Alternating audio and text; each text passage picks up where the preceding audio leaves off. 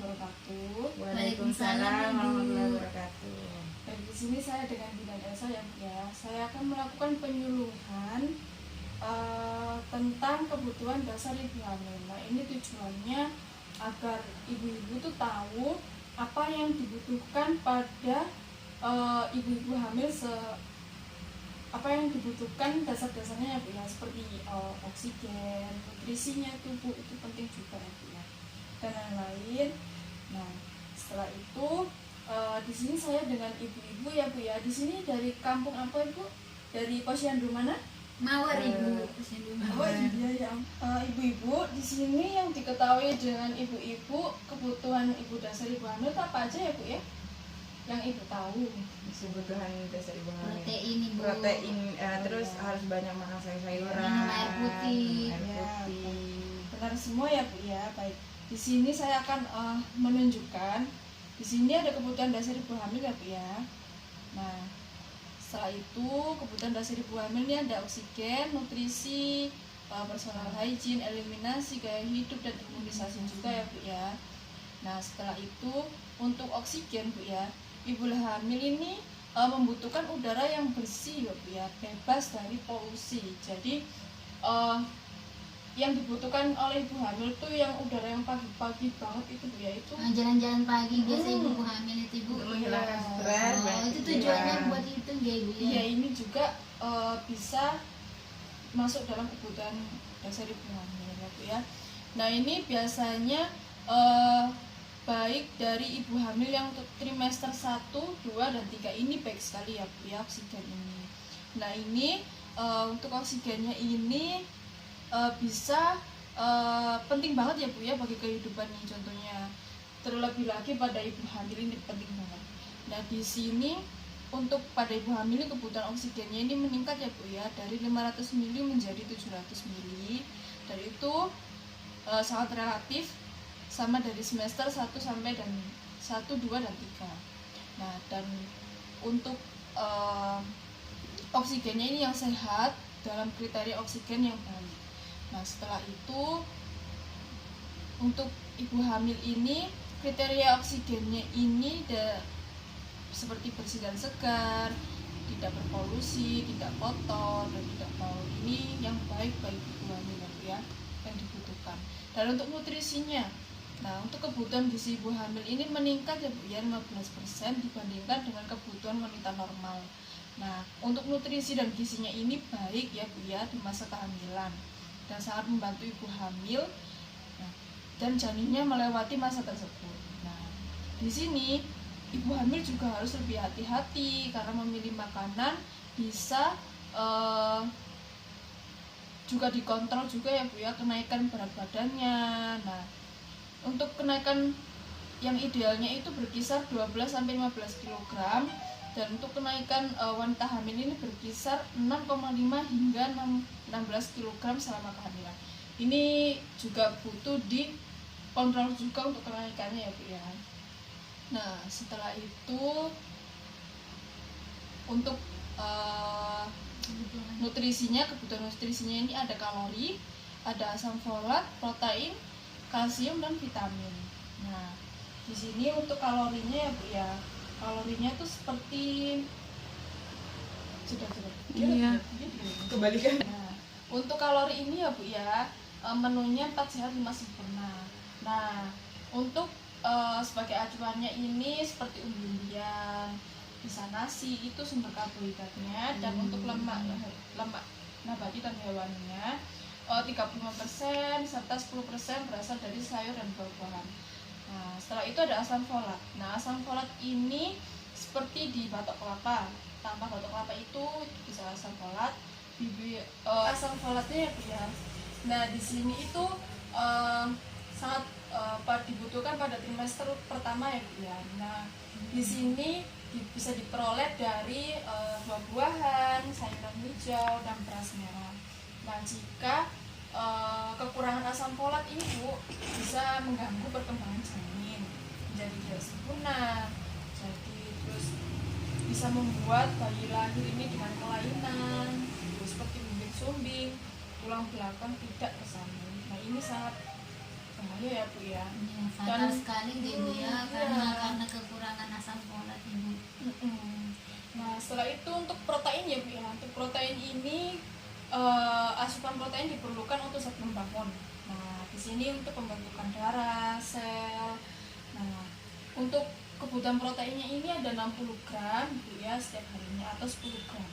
Nah di sini bisa didapatkan dari kacang-kacangan, tahu tempe, putih telur dan daging. Dan untuk kalsium Bu ya, untuk kalsium ini bisa berfungsi untuk pertumbuhan tulang dan gigi pada janin nanti. Nah, untuk kebutuhan kalsium ini yang cukup selama kehamilan, ibu hamil dapat terhindar dari osteoporosis. Nah, bisa dikarenakan jika kebutuhan kalsium sang ibu tidak mencukupi, jadi janin bisa mengambil kalsium dari tulang ibunya. Nah, maka ibu hamil diharapkan memakan makanan yang banyak mengandung kalsium, diantaranya susu ataupun produk olahan lain. Dan untuk vitamin Bu ya, untuk vitamin ini bisa untuk kehamilan vitamin B9 yaitu asam folat tadi. Nah, untuk vitamin B1 juga, vitamin B1 itu fungsinya untuk pertumbuhan janin juga.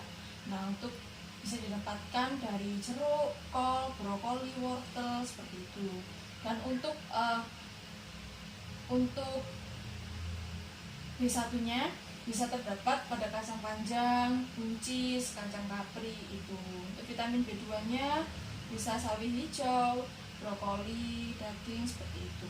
Dan untuk B3-nya bisa terdapat kacang-kacangan, kurma, alpukat, dan hati, daging seperti itu. Dan untuk vitamin B6 bisa berupa daging, hati, nasi, gandum, kacang, ikan seperti itu. Nah setelah itu lanjut pada vitamin C ya Bu ya. Vitamin C ini bisa peranannya cukup besar ya Bu ya pada kehamilan. Jadi dianjurkan untuk menambah asupan vitamin C sebanyak 10 mg per hari. Nah bisa ditemui dengan mengkonsumsi buah-buahan ya Bu ya, seperti jeruk itu ada vitamin C-nya juga. Nah untuk vitamin D-nya dibutuhkan ibu hamil ini juga untuk membantu penyerapan kalsium. Vitamin D ini kalsium ya Bu ya. Bisa pagi-pagi bisa ibu menjemur, kan sebelum matahari menjelang ibu bisa menjemur di sana untuk memperoleh vitamin D-nya. Nah untuk vitamin E juga pembentukan sel darah merah ya Bu ya. Nah setelah itu vitamin A berperan sebagai pergantian sel gitu Bu, untuk mencegah kelainan bawaan pada bayi. Nah itu bisa dengan makan bayam, wortel, hati sapi, daging ayam, telur ayam seperti itu. Dan untuk zat besi ini juga ya Bu ya, untuk pembentukan darah. Nah setelah itu bisa diperoleh dengan mengkonsumsi hati, ikan, dan daging. Nah, untuk kalsium juga tadi Bu ya sudah. Setelah itu iodin ini salah satu mineral yang juga dibutuhkan pada ibu hamil. Nah setelah itu ada dilanjut dengan personal hygiene ya Bu ya. Nah personal hygiene ini kebersihan badan ini bisa mengurangi infeksi puting. Susu harus dibersihkan kalau terbasahi oleh kolostrum. Jika kolostrumnya keluar itu bisa dibersihkan.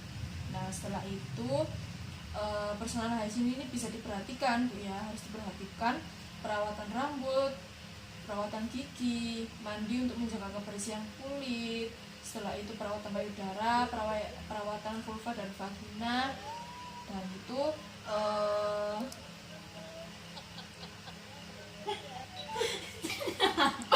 setelah itu ada eliminasi ya Bu ya. Ini eliminasi ini sangat penting juga. Biasanya kebanyakan ibu hamil ini sering-sering ke kamar mandi untuk melakukan buang air kecil atau BAB. Nah setelah itu ada eliminasi dibagi jadi dua. Eliminasi ini ada eliminasi urin. Nah ini proses pembuangan sisa metabolisme tubuh baik berupa urin atau alfi itu buang air besar atau BAB ya. Dan untuk eliminasi alfi ini Defekasi. Nah, defekasi ini adalah proses pengosongan usus yang sering disebut dengan varices. Tadi yang sudah saya sebutkan. Setelah itu untuk gaya hidup. Nah, gaya hidup ini bisa memengaruhi pemenuhan kebutuhan eliminasi. Nah, bisa ya, diperoleh dengan stres psikologis, tingkat perkembangan, asupan cairan, kondisi penyakit, kerusakan sensoris dan motoris. Itu untuk gaya hidupnya. Jadi perlu diperhatikan juga pada kebutuhan dasar ibu hamil. Setelah itu imunisasi. Imunisasi ini sangat penting ya Bu ya. Seperti imunisasi TT untuk satu selama kunjungan antara satu dan seterusnya. Baik, terima kasih. Sudah. Setelah itu saya akan melakukan Terus aku apa? baik, untuk kesimpulan ini yang saya sampaikan materinya ya, kebutuhan dasar ibu hamil ini tadi ada banyak Bu ya.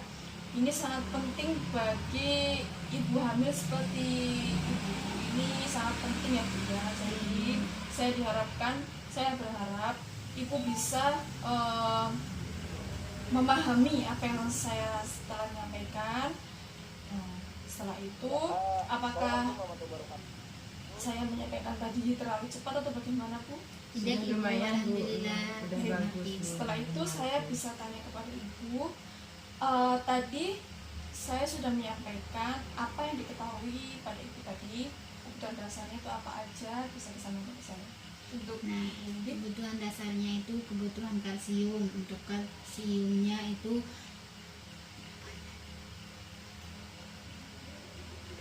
jadi Bu, untuk ya, pokoknya intinya kalau ibu hamil itu lebih membutuhkan yang tadi ibu jelaskan seperti kalsium, protein. Semisal kalau kita ibu saya semisal saya kan nggak hamil, nah semisal saya membutuhkan protein 25%, kemungkinan ibu hamil 50%-nya, jadi lebih tinggi, ya kan Bu? ya, baik, ibu benar semua Terus ya. apalagi masalah kalsium kan ya.